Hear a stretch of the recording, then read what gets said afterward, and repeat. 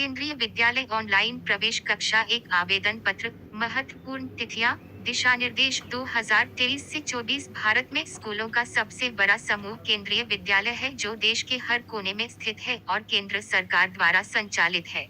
सबसे बड़ा शिक्षण संस्थान 1248 स्कूलों, 14,35,562 छात्रों और 44,816 शिक्षण और गैर शिक्षण कर्मचारियों के साथ चलता है। हर साल सभी केंद्रीय विद्यालयों में कक्षा 1 के लिए प्रवेश प्रक्रिया मार्च के महीने में शुरू होती है। शैक्षणिक वर्ष 2023 से 24 के लिए नए सिरे से प्रवेश फरवरी 2023 के अंत में अधिसूचित किया जाएगा। सभी माता पिता और अभिभावक 2023 में कक्षा 1 में प्रवेश के बारे में अधिक जानकारी के लिए केंद्रीय विद्यालय संगठन (केवीएस) की आधिकारिक वेबसाइट देखेंगे। उससे पहले केंद्रीय विद्यालय में कक्षा 1 से 9 और 11 तक में दाखिले के लिए नई गाइडलाइंस जरूर पढ़ लें।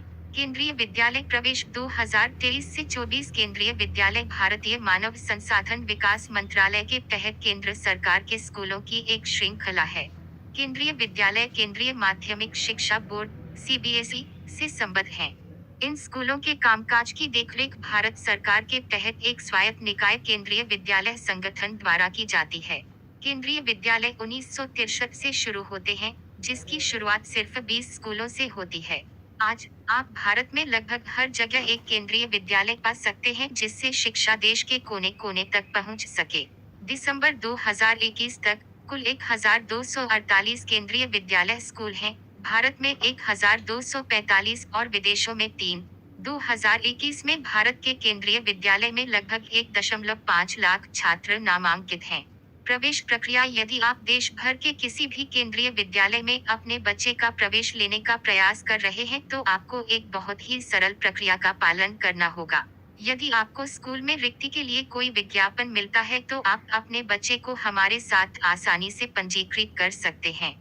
आप स्कूल के प्राचार्य के पास पंजीकरण के लिए प्रपत्र प्राप्त कर सकते हैं।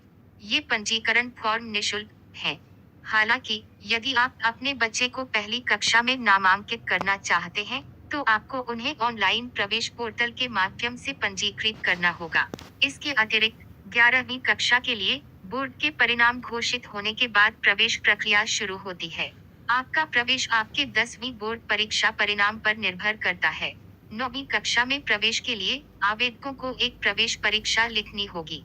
आवश्यक दस्तावेज: जन्म प्रमाण पत्र, स्थानांतरण प्रमाण पत्र यदि लागू हो, आरक्षण मानदंड का प्रमाण यदि लागू हो, सेवा प्रमाण पत्र यदि लागू हो, रक्षा कर्मचारियों के लिए रोजगार का प्रमाण पत्र, निवास का प्रमाण। केवी स्कूल में प्रवेश के लिए आयु सीमा। यहाँ प्रत्येक कक्षा में एक छात्र की न्यूनतम और अधिकतम आयु की सूची दी गई है। यह सत्र 2023 से 24 के लिए 31 मार्च 2023 तक आवेदन करने की आयु सीमा है।